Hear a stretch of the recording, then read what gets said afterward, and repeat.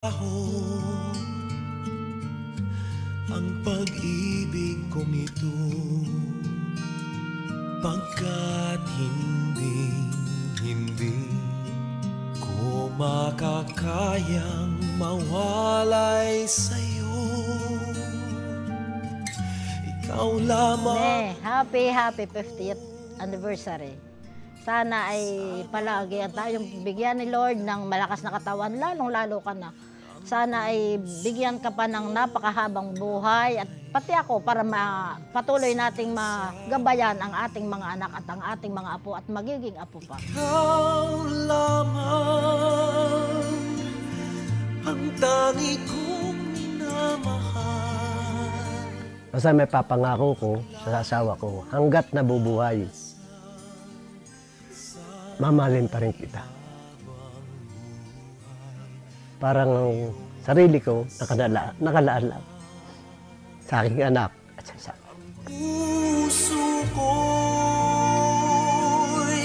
ibibigay lamang sa'yo. Excited. Siyempre, nakarating sa edad na ito, nakarating kami sa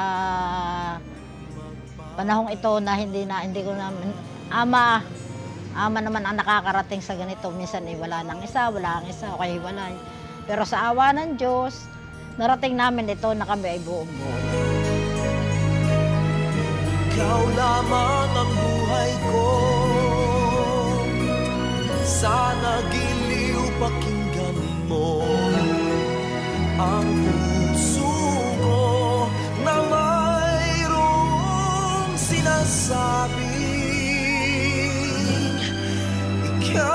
Ang masasabi ko sa kanya ay salamat at tayong dalawa ay nagkakasundo. Yun ang pinakamahalaga sa lahat. Bigayan tayo, tiwalaan, kaya tayo ay tumagal ng ganito. Mahal na mahal kita. Tayong magkasama.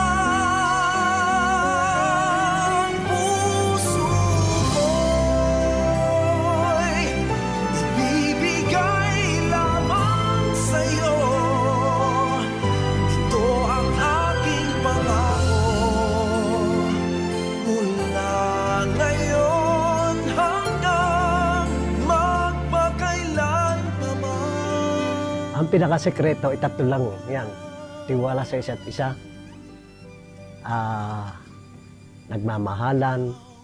Kung isa ay medyo high, dapat ikaw low para tumagal ang samahan.